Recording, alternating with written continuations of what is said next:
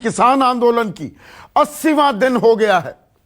किसान आंदोलन को 3 कानूनों को निरस्त करने और न्यूनतम समर्थन मूल्य को कानूनी जामा पहनाने की अपनी मांगों को लेकर किसान अभी भी अड़े हुए हैं, डटे हुए हैं, ना सिर्फ दिल्ली के बॉर्डरों पर बल्कि देश के अलग अलग हिस्सों में आंदोलन जारी है, सड़क पर घमासान जारी है और साथ ही साथ संसद में संग्राम भी दिखा। आज शनिवार का दिन बजट सत्र का जो पहला चरण होता है, आज उसका समापन हो गया। यानी कि संसद में जो चर्चा होनी थी वो हो गई। किसानी का मुद्दा तो उठा, लेकिन असल जो सवाल हैं और जो मांगे हैं उन पर कोई चर्चा नहीं हुई। आरोप प्रत्यारोप हुआ, बावजूद इसके कि आज 3 हफ्ते से भी ज्यादा हो गए हैं पिछली दौर की बातचीत को हुए। मैं लगातार 3 हफ्ते पहले भी मैंने यह शब्द इस्तेमाल किया था, क्या डेडलॉक हो गया है, डेड एंड पर आ गए हैं, सामने सिर्फ दीवार दिख रही है क्या, बातचीत के दरवाजे कैसे खुलेंगे, इस दीवार में दरवाजा कैसे चिनवाया जाएगा, उस पर चर्चा नहीं हो रही है। हां, फोन कॉल की बात हुई 30 जनवरी को, आज से 2 हफ्ते पहले प्रधानमंत्री ने कहा नहीं, बातचीत की जाएगी, सभी दरवाजे खुले हैं। एक फोन कॉल की दूरी है, 2 हफ्ते से वो फोन कॉल की दूरी पट नहीं पाई है। हां, आरोप प्रत्यारोप बहुत हुए और मैं पहले दिन से, आज से 80 दिन पहले से मैं लगातार यह कह रहा हूं कि दरअसल ये जो समस्या है ये सरकार और किसानों के बीच की है। ये जो आंदोलन है ये गैर राजनीतिक आंदोलन है। हां, हर आंदोलन में राजनीतिक दल समर्थन देंगे, उन्हें अपनी सियासी रोटियां सेकनी होती हैं, लेकिन समस्याएं वो किसानों की हैं। वो गुहार लगा रहे हैं सरकार से, लेकिन पिछले कुछ दिनों में आपने देखा है ये बीजेपी बनाम कांग्रेस की एक समस्या में तब्दील होता जा रहा है। प्रधानमंत्री ने बातचीत की बात कही, खामियां हैं तो उनको दूर करने की बात कही, एमएसपी था, है, रहेगा, ये वादा फिर दोहराया, लेकिन साथ ही साथ आंदोलन जीवी शब्द का भी इस्तेमाल किया कि कुछ आंदोलन जीवी हैं, वो हर आंदोलन में घुस जाते हैं। वो छात्रों का आंदोलन हो, दलितों का आंदोलन हो, महिलाओं का, मुस्लिम महिलाओं का आंदोलन हो, वो हर जगह दिखाई देते हैं। पवित्र भी कहा आंदोलन को, लेकिन आंदोलन जीवी घुसाए हैं इसमें। यह कहा गया एक ही राज्य तक सीमित है ये, किसान कह रहे हैं अब ये देशव्यापी होता जा रहा है। और आपने, मैंने, हम सब ने देखा है कि पंजाब ही नहीं, हरियाणा, उत्तर प्रदेश, राजस्थान, मध्य प्रदेश, मुंबई में, महाराष्ट्र में आपने देखा, नासिक से मुंबई किसानों का रेला गया, ट्रैक्टर रैली निकाली गई बेंगलुरु में, तमिलनाडु में किसान आंदोलित हैं। और मुट्ठी भर भी लोग हों, एक तबका हो किसानों का, लोकतंत्र, जमहूरियत, प्रजातंत्र की ताकत क्या होती है। किसी भी तबके को कोई समस्या है तो सरकारें हम क्यों चुनते हैं, समस्या सुलझाने के लिए, लेकिन यहां पर राजनीति हावी हो जाती है। प्रधानमंत्री कांग्रेस पर, विपक्ष पर किसानों को भरमाने, बरगलाने, गुमराह करने का आरोप लगाते हैं, तो कांग्रेस की तरफ से उनके अध्यक्ष रहे राहुल गांधी हम दो हमारे दो का नारा बुलंद कर देते हैं संसद में कि ये 4 आदमियों की सरकार हो गई, उद्योगपतियों का भला करने के लिए उतरी है। पलटवार होता है, निर्मला सीतारमण देश की वित्त मंत्री कहती हैं कांग्रेस ने यू टर्न क्यों लिया, कर्ज माफी के बारे में कांग्रेस क्यों नहीं बताती है। पर सवाल तो यह है, कांग्रेस तो हाशिए पर पड़ी है, सरकार बीजेपी की बनी। राकेश टिकैत तो खुद कहते हैं, बड़ा चेहरा है, कि मैंने बीजेपी को वोट दिया था। तो यहां कांग्रेस बीजेपी की गलतियां गिनवाई जाएंगी, एक दूसरे पर तंज कसे जाएंगे, या समस्या का समाधान निकालने की कोशिश की जाएगी। बातचीत के बिना क्या समस्या का हल निकल सकता है। दीप सिद्धू अब वो गिरफ्तार हो गया, लाल किले पर क्राइम ब्रांच की टीम भी ले गई, जो 26 जनवरी के दोषी थे वो पकड़े जाने चाहिए, उनके खिलाफ सख्त से सख्त कार्रवाई होनी चाहिए, कठोरतम सजा मिलनी चाहिए। लेकिन मुद्दा वो है या मुद्दा ये है कि किसान 80 दिन से डटे हुए हैं, अड़े हुए हैं ठिठुरन में। और सिर्फ युवा नहीं है, बुजुर्ग भी हैं, महिलाएं भी हैं, बच्चे भी हैं। उन्हें नहीं होना चाहिए लेकिन वो हैं, ये एक हकीकत है। किसान संगठन दावा कर रहे हैं 200 से ज्यादा किसानों की मौत हो चुकी है इस आंदोलन में। तो इसका संज्ञान नहीं लिया जाएगा क्या? या ठीक है आप बैठे हैं, बैठे रहिए। एक तरफ बालहट कि किसान जिद पर अड़े हुए हैं, चलिए वो बालहट कर रहे हैं, तो सरकार क्या राजहट कर रही है? यह अपने आप में अहम सवाल है और किसान पीछे हटने को तैयार नहीं है। कांग्रेस अपनी राजनीति कर रही है। आज राहुल गांधी राजस्थान के अजमेर इलाके में थे, मकराना में भी थे, ट्रैक्टर रैली निकाली, वो तो निकल रही है। लेकिन जो महापंचायतें हो रही हैं, जो किसान एकजुट हो रहे हैं, उनकी समस्याओं को कोई सुनेगा, उसका कोई समाधान निकलेगा, या बस यही बात अटकी रहेगी, अरे दिक्कतें क्या हैं, कमजोरियां क्या हैं, पहले वो गिनाइए, उसके लिए मेज पर बैठना पड़ेगा। हां 12 बार बैठे हैं लेकिन और बैठना पड़ेगा, उसमें दिक्कत क्या है? 3 हफ्ते बाद भी बातचीत क्यों नहीं शुरू हो पाई है? और किसान क्या ताल ठोक रहे हैं? बलबीर सिंह राजेवाल क्या कह रहे हैं वो भी सुनिए। जन आंदोलन बन गया और घर घर में इसका सरकार के जो फैसले हैं उनका विरोध चल रहा है। तो मैं ये स्पष्ट कर देना चाहता हूं कि अब सरकार इस आंदोलन को दबा नहीं सकेगी, चाहे आगे आने वाले दिनों में फसल की कटाई का मौसम आ रहा है, मौसम बदल रहा है, लेकिन किसानों ने गांव-गांव में तय कर लिया है जो यहाँ बैठेंगे उनका काम उसके गांव के लोग करेंगे, फसल लोग काटेंगे और यहाँ के जत्थे बदलते रहेंगे। आंदोलन बंद नहीं होगा, आंदोलन पीसफुल था, पीसफुल है, पीसफुल रहेगा। तो आंदोलन बंद नहीं होगा, पीसफुल था, पीसफुल है, पीसफुल रहेगा, पर वो दीवार में दरवाजा कब चिनवाया जाएगा, रास्ता कब खुलेगा? ऐसे में आज का सबसे बड़ा सवाल, सड़क पर घमासान, संसद में संग्राम, कब निकलेगा समाधान? चर्चा में मेरे साथ बीजेपी किसान मोर्चा के उपाध्यक्ष हैं नरेश सिरोही, कांग्रेस की राष्ट्रीय प्रवक्ता, किसान परिवार से ही आती हैं Supriya Shrinate, foremost business journalist रह चुकी हैं, मेरी तरह पत्रकार रह चुकी हैं। मेरे साथ प्रमोद चौधरी, भारतीय किसान संघ से जुड़े हैं। यह संघ आरएसएस की अम्ब्रेला के तहत काम करता है।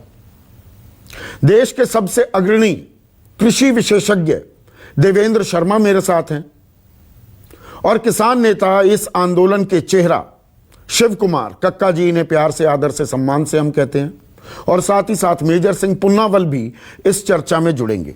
लेकिन नरेश सिरोही, मुझे ये बताइए, बजट का ये सत्र, जो पहला सत्र होता है, पहला चरण, वो भी आज खत्म हो गया, 3 हफ्ते हो गए बातचीत को,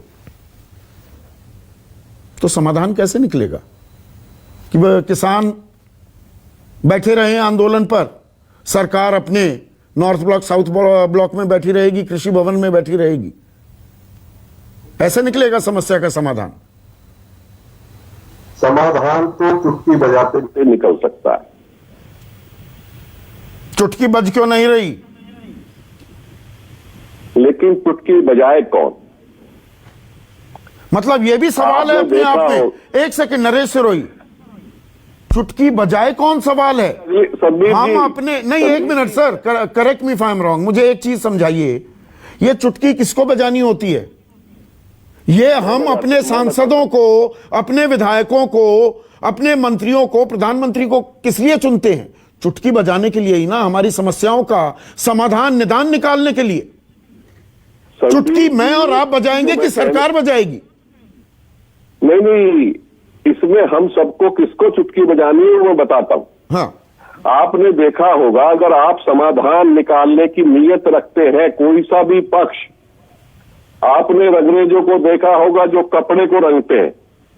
हम रंगरेज के पास जाते हैं एक कपड़ा लेके, तो वो पहले ब्लीच लगाता है, जो पुराना रंग है चाहे वो कांग्रेसी का रंग है, चाहे भाजपाई का रंग है, सपाई का रंग है, बसपाई का रंग है, जो भी जिस रंग में है, पहले उसको वो रंग निकालना पड़ेगा, देश का रंग चढ़ाना पड़ेगा, तब उस कपड़े पे सफेद कपड़ा करते हैं, तब उस पर रंग चढ़ता है।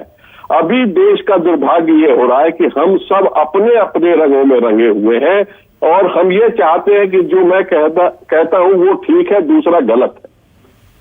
अगर कांग्रेसी जो हमारे यहाँ बहन बैठी है, मैं कांग्रेस के नेताओं का भी बहुत आदर करता हूं। इस समस्या की जड़ कहां है, मूल क्या है, जब तक आप देश की कृषि परिस्थितियों को नहीं समझते और ऐसे लोगों के हाथ में कृषि नीति बनाने का यंत्र देते हैं जो कृषि और खेती के पेशे को नहीं समझते हैं, तो समस्याएं बहुत विकराल रूप ले लेती है। आज मैं आपसे बहुत जिम्मेदारी और गंभीरता के साथ कहता हूं कि देखिए, कांग्रेस ने जितने सुधार किए हैं इस देश में, कितने कृषि क्षेत्र में किसी ने सुधार नहीं किए। भूमि सुधार उन लोगों ने किया, सिंचाई के काम उसने किया, सिंचाई पे सुधार किया, हरित क्रांति पे लाए, एपीएमसी एक्ट बनाए, तमाम तरह के काम किए। लेकिन नेहरू जी की नीयत पे कोई शक नहीं कर सकता, इंदिरा जी की नीयत पे और देशभक्ति पे कोई शक नहीं कर सकता। लेकिन हुआ क्या? हुआ ये कि हमने फोर्ड फाउंडेशन के जो पहली योजना आयोग की बैठक थी, मैं अपने आप नहीं कह रहा, मैं ऑथेंटिक कह रहा हूं कि जो चेस्टर बाउल्स थे, राजदूत अमेरिका के, उन्होंने अपने 340 नंबर पेज की रिपोर्ट में लिखा है कि नेहरू जी ने देश की कृषि को और उन्नत और अच्छा करने के लिए फोर्ड फाउंडेशन के लोगों को लाके बिठा दिया और परिणाम ये हुआ कि तमाम सुधार हुए, कृषि क्षेत्र में सुधार हुए, उत्पादन बढ़ा, लेकिन किसानों को उनकी लाभकारी मूल्य नहीं मिला एमएसपी तय करने के बावजूद भी। तो कई बार हमारी नीतियां ऐसी होती है जो हम अपनी परिस्थितियों को नरेश सिरोही, देखिए चक्कर क्या हो गया इस देश में, मौजूदा वर्तमान समस्या पर बात होती है और इतिहास के पाठ पढ़ाए जाने लगते हैं। मेरा सवाल बड़ा सीधा सा है, 1 मिनट सुनिएगा, और मैं ये कांग्रेस बीजेपी की समस्या है ही नहीं, ये सरकार और किसानों के बीच की समस्या है। 80 दिन हो गए किसान बैठे हुए हैं, चुटकी कौन बजाएगा? सवाल ये है, चुटकी बज जानी चाहिए थी, वो घंटी बज जानी चाहिए थी अभी तक कि नहीं? नहीं, बिल्कुल बच जानी चाहिए थी। और मैं कहता हूं कि देश में कृषि के सामने जो संकट है, किसानों के जो सामने संकट है, पहली बात तो आप तय ये करिए कि भारत की जो कृषि पद्धति है हजारों साल से चली आ रही है, आप इस देश को उसके हिसाब से चलाओगे या विश्व के स्तर पे जो कृषि प्रणाली है, जो व्यापारिक दृष्टिकोण रख के कृषि प्रणाली चलानी है, तो दोनों को अपनी पार्टी को समझाते क्यों नहीं? सरकार के प्रतिनिधि आप यहां पर बिल्कुल पार्टी के ऑपोजिट लाइन ले रहे हैं, पार्टी को समझाते क्यों नहीं? ये बात ये बताई नहीं जा रही है क्या? मैं तो संदीप जी, मैंने कहा ना कि अगर किसानों की समस्याओं का समाधान करना है तो आपको पार्टी का रंग या किसी का भी रंग उतारना पड़ेगा। देश पहले है, देश का किसान पहले है। सबसे ज्यादा 14 करोड़ देश में किसान परिवार है, 8.5 करोड़ किसान ये खुदरा व्यापारी है, 4 करोड़ हॉकर्स है। इस देश का जो रोजगार का मामला है, हमको पहले प्राथमिकता उसके हिसाब से बनानी पड़ेगा, देनी पड़ेगी, नीतियां उसके हिसाब से बनानी पड़ेंगी। तो इन नए कानूनों के चलते क्या रोजगार पर भी असर पड़ेगा? आप ये इशारा कर रहे हैं नरेश सिरोही जी? सुन नहीं पाया मैं। इन नए कानूनों के चलते आपने 14 करोड़ किसान, 8,500 करोड़ बाकी लोग, 4 करोड़ और मतलब 26-27 करोड़ लोग जो खेती पर निर्भर हैं, उनका आप जिक्र कर रहे हैं। नए कानूनों से उनके रोजगार पर असर पड़ेगा। 80 करोड़ लाख का व्यापार है, 80 लाख करोड़ रुपए का पूरा देश में व्यापार होता है। लगभग इसका 1/4 कृषि से जुड़ा हुआ व्यापार है। तो हमको कृषि उत्पादन कैसे करना है और कृषि उपज का व्यापार कैसे करना है, पहले इसका बेसिक क्लियर करिए। अगर आप इसको क्लियर नहीं करते हैं और आधे अधूरे इधर उधर से मन से काम करते हैं तो इस समस्या का समाधान नहीं होगा।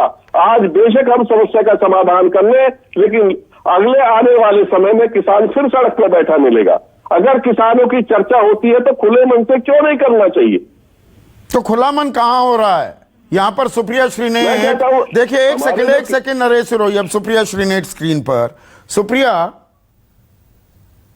यहां पर यह बीजेपी बनाम कांग्रेस की लड़ाई क्यों हो रही है? Are we missing the woods for the trees? आपकी लड़ाई होती रहेगी। यह समस्या तो किसानों और सरकार के बीच की है, आप भी उसमें छलांग लगा देती हैं। फिर हो जाता है संसद में कि यू टर्न क्यों लिया कांग्रेस ने, और आपने यू टर्न लिया है। कर्ज माफी पर आप पूरे आंकड़े क्यों नहीं बताते हैं? ये फिर कांग्रेस बीजेपी की लड़ाई हो जाती है और वो किसान बैठा रह जाता है। 80 दिन से बैठा है, वो वहीं बैठा रह जाएगा।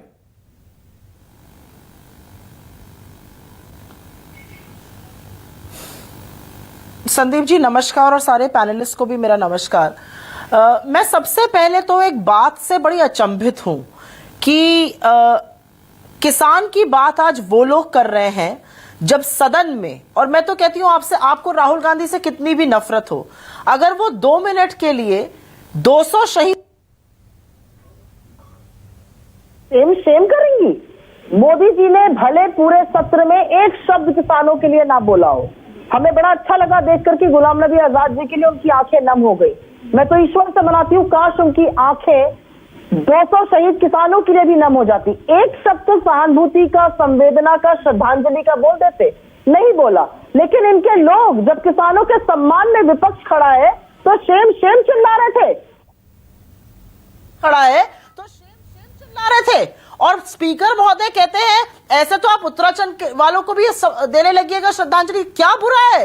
ये देश के लोग हैं। अगर सांसद इनके सम्मान में खड़े तो कौन सी बड़ी बात है? कोई ऊपर से भगवान बन के थोड़ी आ गए, सांसद यहीं से चुने गए हैं। खैर, यू टर्न की क्योंकि बात हुई, मैं उसको क्लैरिफाई करना चाहती हूं, क्योंकि देखिए निर्मला जी ने जो भी स्टेटमेंट्स दिए हैं वो मुझे लगता है कि उनकी गरिमा, उनके पद को छोड़कर कहीं वो प्रवक्ता बन गई हैं। प्रवक्ताओं पर झूठ बोलने का जिम्मा दे देना चाहिए, उनको थोड़ी जिम्मेदारी से बात करनी चाहिए। 2011 की वर्किंग ग्रुप चेयरमैन की रिपोर्ट तो मोदी जी ने ही दी थी, एमएसपी को कानूनी जामा पहनाने की बात करी थी। वो अपनी खुद की बात क्यों नहीं मानते हैं? उन्होंने सवाल पूछा एपीएमसी कैसे बंद होगी, कोई बताए। मेरे सवाल का जवाब दें। 259 एपीएमसी मंडियां थी मध्य प्रदेश में, जिसमें से कि 50 पे जीरो धंधा हुआ अक्टूबर के महीने में, और जून से अक्टूबर में करीब 145 मंडियों में 50 से 60% धंधा गिर गया। हाँ, वो 50 नहीं, वो 47 है आंकड़ा। 47 जीरो अराइवल, 143 50% से कम का 269 में आंकड़ा ऑलमोस्ट सही है। तो मैं वही कह रही हूँ, ये इस कानून का प्रभाव है। एक चीज मैं और पूछना चाहती हूँ, कल से वो बार बार पूछ रही, पहले राज्यसभा में, आज लोकसभा में, एक क्लॉज बता दे, एक क्लॉज बता दे। पूरी रामायण बीत गई, अब आप पूछेंगे माँ सीता कौन थी? मेरा यही सवाल है। नहीं, लगातार ये प्रधानमंत्री भी कह रहे हैं, निर्मला सीतारमण ने भी कहा कि कानून में कमी क्या है, वो क्लॉज, उसके बारे में आप कुछ नहीं बताते। आप भी किसानों की तरह कह रहे हैं बस कानून हटा दो, ये काले कानून है। ये बात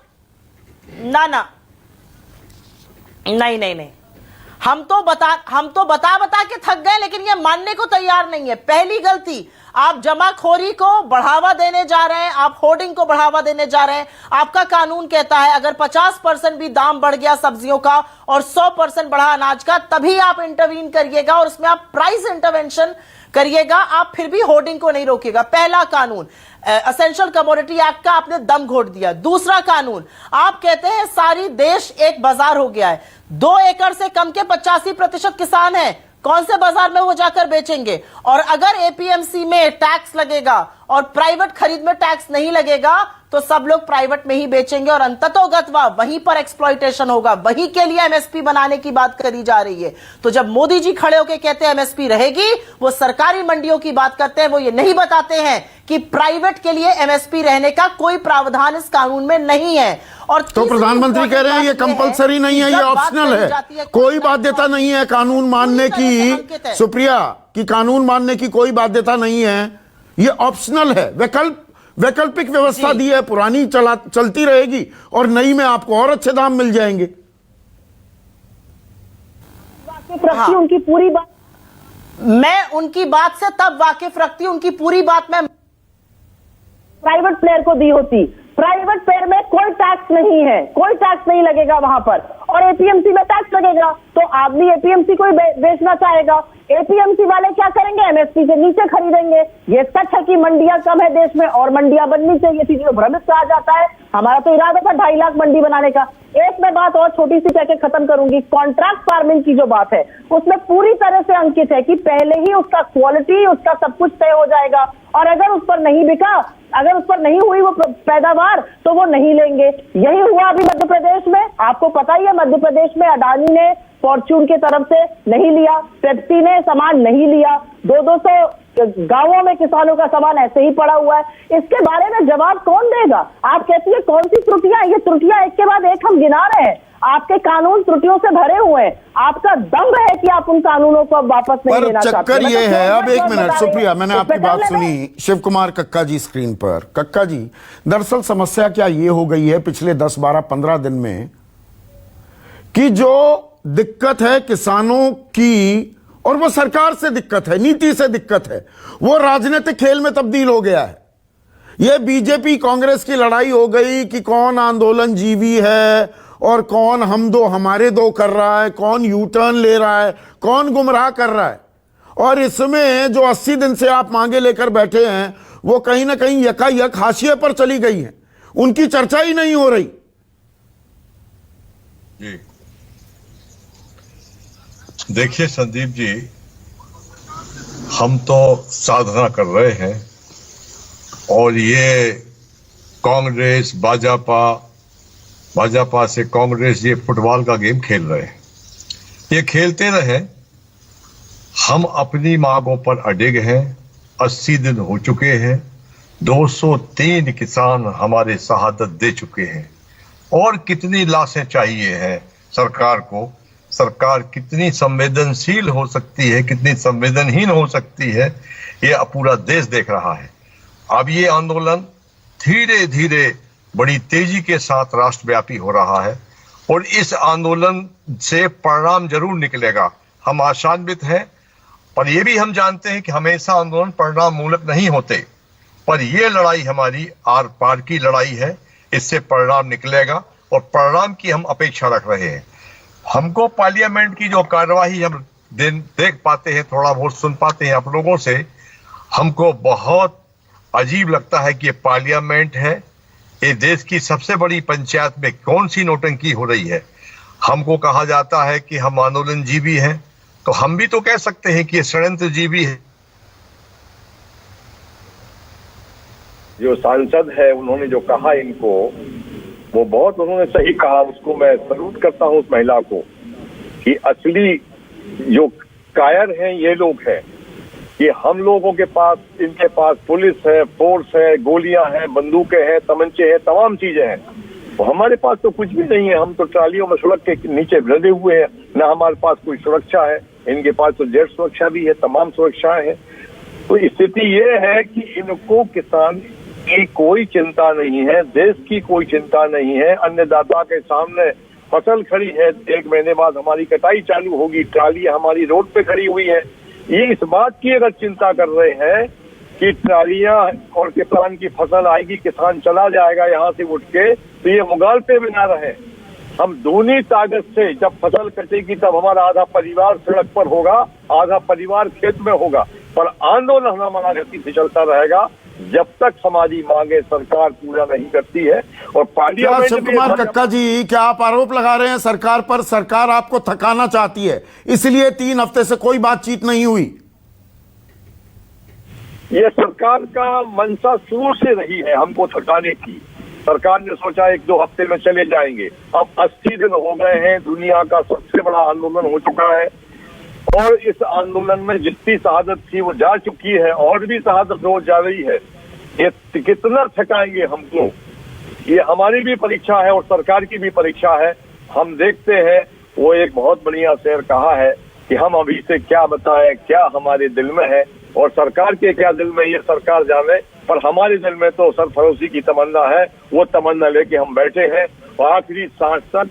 हमने पहले दिन कहा था, आपके शायद उसमें कहा था कि हम वापस नहीं जाएंगे, हमारी लाशें वापस जाएंगी। इस संकल्प के साथ हम आंदोलन पर डटे हैं, आगे डटे रहेंगे। मेजर सिंह पुन्नावाल, पर आप भी तो बाल हट कर रहे हैं ना, अगर सरकार की तरफ से प्रधानमंत्री कह रहे हैं कि दरवाजे खुले हैं, बातचीत से जो भी कमियां हैं, जो भी खामियां हैं कानून में, सरकार उन्हें दुरुस्त करने को तैयार है। सरकार की तरफ से फोन कॉल नहीं आ रहा है तो आप कर लीजिए फोन कॉल। हम तो पहले से ही बोल रहे हैं जी कि हम बात करने से कभी नहीं भागते, पर सरकार को ऐसा बोला कि सरकार दबा के साथ बात करना चाहती है। हमारे लोग अंदर हैं, उन लोगों की पूरी रिपोर्ट नहीं मिल रही। हमारे बहुत से झूठे केस डाल रखे हैं किसानों पर, किसानों के आगुओं पर, और हमारे तरह तरह के इल्जाम लगाकर हमारे घेर कर उनको ईंटा पत्थर मारे हैं। हम चाहते हैं सरकार को पहले वातावरण तो बात करने वाला बनाए ना, पहले सरकार अपनी नीयत साफ करे। वो पार्लियामेंट में अभी झूठ बोलकर हटे हैं तोमर जी कि किसानों को तो इनका ज्ञान नहीं, वे तो एक स्टेट का ही मोर्चा है। आज राजस्थान के लोगों ने सभी टूर बंद किए हैं, महापंचायत हो रही है, यूपी में हो रही है, मध्य प्रदेश में। हम इस टाइम मध्य प्रदेश के तोमर के हलके में बैठे हैं, वहां हजारों लोगों का इकट्ठ था। एक गांव में हम फिर सभा करके आए हैं, रात को एक और करना है। ये बोल रहे हैं सभी लोग लड़ रहे हैं कि एक स्टेट का संगठन लोग लड़ रहे हैं, वो झूठ से झूठ बोल रहे हैं। वे अपना मन बनाए कि किसानों के मसले का हल करना है। नहीं तो हल कैसे निकलेगा? पूनावाल साहब, एक सेकंड, मेजर सिंह पूनावाल, हल कैसे निकलेगा? सरकार कहती है 1.5 साल तक के लिए कानून मुलतवी कर देते हैं, स्थगित कर देते हैं, हम हर प्रावधान पर चर्चा कर लेते हैं। आप कहते हैं नहीं, बिल्कुल निरस्त करो। बीच का रास्ता तो कुछ निकलना होगा। एमएसपी को कानूनी जामा पहना दे सरकार और 1.5 साल तक बातचीत हो, समीक्षा हो इन कानूनों की। क्या ये एक रास्ता हो सकता है? मैं बिल्कुल सीधा पूछ रहा हूं यहाँ। हमने सरकार से बोला, जैसे आप कहते हैं कि आप 2 साल के लिए कानूनों को सस्पेंड करते हैं, सुप्रीम कोर्ट ने 2 महीनों के लिए बोला है, आप कानूनों को रद्द किए। हम किसानों के साथ बैठकर, जो कानूनों की सरकार समिति है, लोड है देश के किसानों के लिए कानून बनाने हैं, हमारे साथ बैठ के डिस्कस करें, किसानों के साथ नए कानून बना सकते हैं। पहले इन कानूनों को रद्द किया जाए जिनकी हमारे साथ कोई डिस्कस नहीं की। तो 1.5 साल के लिए निरस्त करना या 2 साल के लिए स्थगित करना, वो तो 2 साल तक कानून लागू नहीं होंगे, वो रद्द करने बराबर है। उनमें आप जो बदलाव चाहते हैं वो करवाइए, कहीं तो बातचीत का सिलसिला शुरू होगा ना। कानून अभी बनाए जा सकते हैं 2 महीनों में। उन कानूनों को रद्द करे, किसानों के साथ बैठकर बातचीत करे, उनकी सहमति से नए कानून बना ले। 2 साल के आगे की जाने की भी बात नहीं। हमने तो बोला कानून रद्द कर दो, अभी किसानों के साथ नए कानूनों का खल्ला लाकर सहमति से, जो किसानों की, सरकार की, सभी की सहमति हो, देश को जो कानूनों की लोड़ समझते हैं, नए कानून बनाए जा सकते हैं।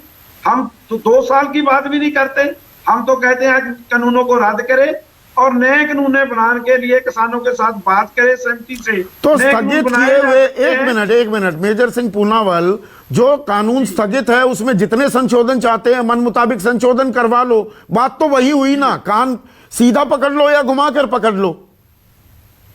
हम बात संशोधन की नहीं, आपने ऐसा तो सुना है कि कानून बनने से 20-30 साल बाद हालात बदलते हैं, विकास होता है, कानूनों में संशोधन किया जाता है।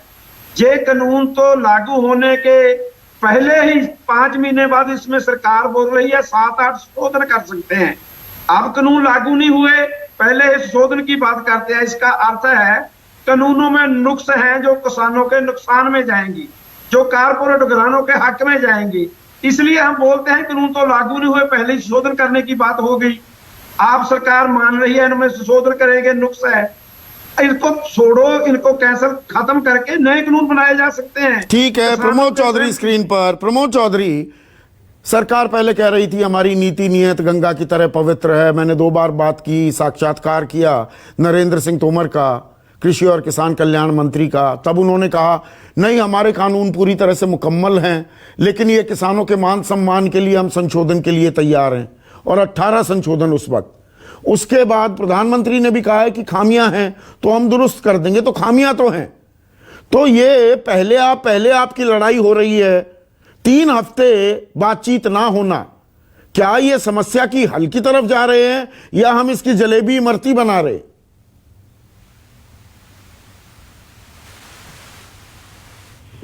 दोनों को थोड़ा सा विचार करना पड़ेगा। पूरा देश इसको देख रहा है और निश्चित रूप से एक कृषि का क्षेत्र बहुत बड़ा क्षेत्र है और बहुत बड़ी जनसंख्या इसमें लगी हुई है, तो इसको हम ऐसा टाल मटोल तो नहीं कर सकते।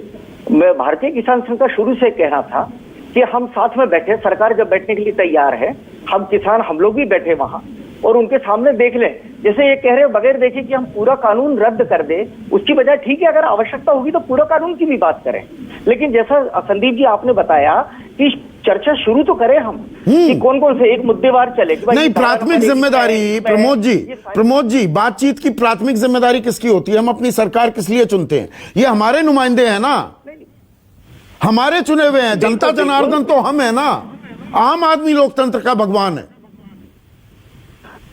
बिल्कुल बिल्कुल, तो वो सरकार ने कहा है हमें बैठना पड़ेगा, मैंने मानसिकता तो हम बैठने की बनाए, चर्चा करें, पसंद नहीं आया तो अपन उसको बदल दें। लेकिन इसको आने के लिए एक बात और मैं बता देना चाहता हूँ कि ये एक बहुत अच्छा अवसर किसानों के लिए भी मिला है और पूरे देश के लिए भी मिला है। ये किसानों के साथ में इतने वर्षों से जो इतना अत्याचार होते चला रहा है, यहाँ पर आज माननीय देवेंद्र जी भी बैठे हुए हैं, कृषि विशेषज्ञ हैं, वो इन सारी बातों को बड़ी बारीकी से जानते हैं कि किसानों के साथ में लगातार अत्याचार हो रहा है, माने उनका लागत मूल्य भी नहीं मिल रहा है। माने एमएसपी तो एक तमाशा है। ये एमएसपी का क्या मतलब है? मिनिमम सपोर्ट प्राइस, यानी कौन सा रेट है ये? न तो उसमें लागत मूल्य कहते हैं, न वो फेयर प्राइस, पर उसकी भी लीगल गारंटी देने को तैयार नहीं प्रमोद चौधरी सरकार। मैं यही कह रहा हूं कि हम आमने सामने बैठे, इस पर चर्चा जरूर करें। ये बहुत अच्छा एक अवसर मिला है किसानों के लिए और पूरे देश को मिला है, क्योंकि ये जो इतना बड़ा क्षेत्र है ये पूरी तरह से उपेक्षित रखा है, पूरी तरह से उपेक्षित रखा है। केवल हमने एक इंडस्ट्री को लेकर के हम चले हैं, ऐसा नहीं हो सकता। कोरोना काल में पूरे दुनिया ने देखा है कि आज भारत में अगर कोई चीज अगर चालू हालत में थी तो वो केवल खेती चालू हालत। बिल्कुल ठीक कह रहे हैं। 23.9% का गोता खाया हमारी अर्थव्यवस्था ने, 3.4% से बढ़ा कृषि क्षेत्र। ये किसानों ने जो आंदोलित है, इन्होंने देश की इकोनॉमी को बचा लिया। अब इसमें भाई साहब एक बात और है इसमें कि जो अपन जो बार बार जो एमएसपी की बात करते हैं, पहले तो ये है कि जैसा C2 यानी सारे खर्चे प्लस 50% उसमें मार्जिन, जो कि स्वामीनाथन आयोग ने भी इसको अप्रूव किया है, तो पहले तो हम इसको एमएसपी का नाम दे, पहली बात तो ये करें। तो सरकार तो कह रही है हमने स्वामीनाथन आयोग लागू कर दिया, C2+50 नहीं दे रही है ना सरकार। नहीं, हम सारे उसमें आमने सामने जब बैठेंगे बात करेंगे, ये सारी बातें आ जाएंगी और ये बहुत अच्छा अवसर मिला। मैं तो इसको अवसर मान रहा हूं अभी, और सब लोग हम बैठ करके, और मैं तो सभी किसानों से, क्योंकि ये कोई किसी एक किसान का मुद्दा नहीं, पूरे देश का मुद्दा है। नहीं, इसको भटकाया जा रहा है क्या प्रमोद चौधरी? इसको भटकाया जा रहा है संसद में, कांग्रेस बनाम बीजेपी, कि बीजेपी कांग्रेस पर आरोप, अरे यू टर्न कर लिया, कर्ज माफी का क्या किया, एपीएमसी में तो आप ये कर रहे थे। लड़ाई बीजेपी कांग्रेस की है या किसानों और सरकार के बीच की समस्या है?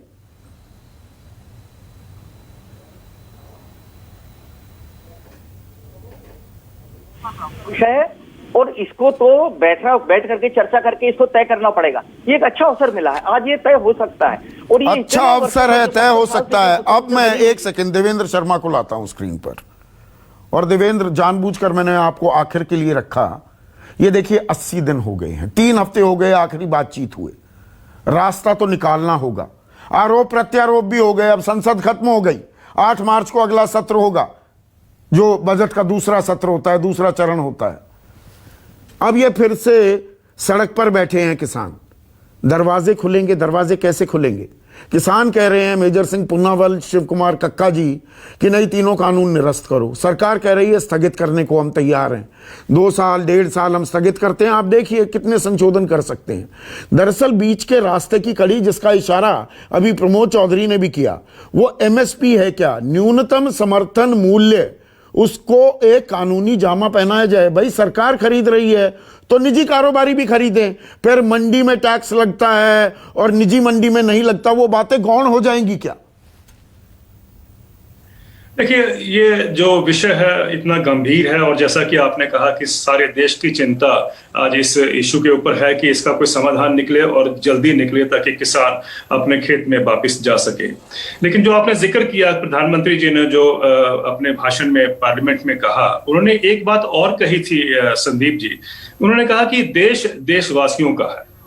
ये बात बहुत इंपॉर्टेंट है कि अगर देश देशवासियों का है और हम उसको बात मानने को तैयार हैं, तो मुझे लगता है कि इस समय जो कि अगले दिन प्रधानमंत्री ने कहीं और बात करते हुए कहा था कि सरकारों का बड़ा दिल होना चाहिए, तो मुझे लगता है कि जब मैं दोनों चीजों को देख के समझना चाहता हूं तो सरकार का बड़ा दिल इसमें हमें नजर आना चाहिए। ये भी जानते हुए कि देश जो है वो हमारे देश में किसान जिस परसेंटेज में है, तो वो उनका बहुत बड़ा उसमें शेयर है, उसमें रोल है उनका। तो इसलिए एक सरकार को बड़ा दिल दिखाना चाहिए और किसानों की मदद में आना चाहिए, किसानों की बात को सुनना चाहिए। मैं इसलिए भी कह रहा हूं संदीप जी कि ऐसा ही एक आंदोलन अमेरिका में 1979 में हुआ था। ये देश शायद नहीं जानता, 1979 में जब आंदोलन हुआ तब भी हजारों ट्रैक्टर जो है वॉशिंगटन डीसी में आए थे और कई हफ्ते वहां पर रहे थे। और वो भी उसमें मैं जब उसको समझ रहा था, पढ़ रहा था तब मुझे ये पता चला कि वहां पर वो किसान क्या मांग रहे थे। वो इनकम पैरिटी मांग रहे थे, जिसको आजकल के उसमें हम कहें संदर्भ में तो बेसिकली वो गारंटेड इनकम मांग रहे थे। वो मांग रहे थे कि उनको जो कॉस्ट ऑफ प्रोडक्शन के ऊपर उनको प्रॉफिट मिले, ये वो मांग रहे थे। लेकिन वहां की सरकार ने वो नहीं दिया और रिजल्ट है कि आज वहां देखें छोटे किसान जो है खेती से बाहर हो गए हैं। छोटे किसान सारी दुनिया में खेती से बाहर हो रहे हैं या हो गए हैं। प्रधानमंत्री ने कहा है कि हमारा फोकस जो है वो 12.5 करोड़ जो छोटे किसान हैं उनके ऊपर है। मैं ये जानना चाहता हूं कि दुनिया में ये जो रिफॉर्म्स लाए गए हैं, मार्केट रिफॉर्म्स या ओपन मार्केट एग्रीकल्चर में लाए गए हैं, कहां पर वो कौन सी देश में है जो छोटे किसानों को उन रिफॉर्म्स ने मदद की है? आप देखिए ये बड़ा विचित्र है। हमें कहा जाता है कि हम छोटे किसानों के लिए कर रहे हैं क्योंकि हमारे 86% किसान जो हैं वो छोटे हैं, 5 एकड़ से कम उनके खेत का आकार है। लेकिन दुनिया में जो छोटे किसान हैं वो तो खेती से बाहर हो गए। नहीं, यहां पर तो सुप्रिया श्रीनेत और इनकी पार्टी जो आरोप लगाती हैं कि छोटे किसान ये बाहर हो जाएंगे, अरे भंडारण की सीमा आपने बिल्कुल हटा दी है तो भंडारण छोटा किसान कैसे करेगा? 2 एकड़ से कम वाले 86% किसान हैं और कॉन्ट्रैक्ट फार्मिंग में क्या वो उनसे लड़ पाएगा बड़े कारोबारियों से? ये राजनीतिक आरोप हैं या ये हकीकत भी है? देखिए राजनीति जो चल रही है वो हम जानते हैं कि वे एक दूसरे के ऊपर डाल दीजिए तो आपको थोड़ा सा रास्ता मिलता है कि बताने के लिए कि हम किसानों की मदद में खड़े हैं। लेकिन सच्चाई यह है कि हम राजनीति को छोड़ के, जैसा कि बाकी पूर्व वक्ताओं ने कहा है, पैनलिस्ट ने कहा है कि हम राजनीति को छोड़ के किसानों के इश्यू को देखें। आज आप देखिए एक अभी हाल की रिपोर्ट देख लीजिए कि अमीर देश जो है 20 देश हैं जहां पर ये मार्केट रिफॉर्म्स ऑपरेट करते हैं और OECD की रिपोर्ट कहती है कि वहां उन्होंने 2015-2017 में अगर उस पीरियड में देखें तो हर साल उन्होंने $620 बिलियन की सपोर्ट दी है, जिसमें $475 बिलियन तो डायरेक्ट इनकम सपोर्ट है किसानों को। यानी अगर मार्केट्स इतनी अच्छी होती, अगर किसानों को इनकम दे रही होती, उनके दाम बढ़ते, उनकी इनकम बढ़ती, मुझे बताइए कि इतना सब्सिडी अमाउंट देने की क्या जरूरत होती इन देशों को, अमीर देशों को, अपने किसानों को? मेरा मतलब कहने का कि अगर वहां पर ये रिफॉर्म्स फेल कर गए हैं तो हम वो फेल्ड रिफॉर्म्स हिंदुस्तान में क्यों लेके आ रहे हैं? 620 बिलियन जब आप कहते हैं, मैं 1 सेकंड के लिए रोकूंगा क्योंकि मेरे दर्शकों को समझ में नहीं आएगा। 1 बिलियन में मोटा मोटा 7,500 करोड़ रुपए होते हैं। गलत कह रहा हूं मैं? ये लगभग 42 लाख करोड़ का मामला हो गया। हमारा बजट ही 33-34 लाख करोड़ का है। सुप्रिया, फिगर्स आप मुझसे बेहतर जानती हैं।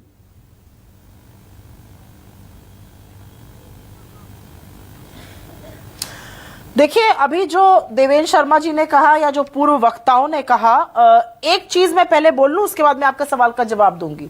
मैं आपकी बात से 100% सहमत हूं कि बातचीत होनी चाहिए, लेकिन एक्सक्यूज मी, बातचीत आप कैसे करिएगा सरकार से जब सरकार 11वें राउंड के बाद कहती है हमें अब कुछ नहीं बोलने को बचा है, कोर्ट चले जाइए। आप निर्वाचित है, आपको प्रचंड बहुमत मिला है, उस बहुमत की तो इज्जत करिए। आप ही से बातचीत होगी, आप ही से रास्ता निकलेगा। और जब सरकार पर किसी ने भी ये नहीं कहा है, इंक्लूडिंग किसान, इंक्लूडिंग मैं, कि रिफॉर्म्स की जरूरत नहीं है एग्रीकल्चर में है, लेकिन बिना बातचीत किए रिफॉर्म्स हम लोगों पर थोप नहीं सकते हैं, वो गलत होगा। मैं एक बात और कहना चाहती हूँ, सरकार ने, आपको याद है, एक मीटिंग 8वीं मीटिंग के बाद ये कहा था कि पराली जलाने का कानून को स्थगित कर दिया जाएगा और इलेक्ट्रिसिटी अमेंडमेंट को स्थगित कर दिया जाएगा।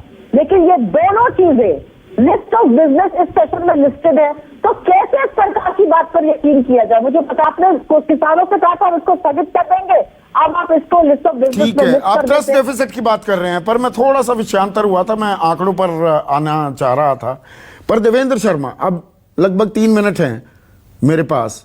रास्ता कैसे निकलेगा, डेडलॉक कैसे टूटेगा, क्या जो न्यूनतम समर्थन मूल्य है उसको कानूनी गारंटी दे दी जाए।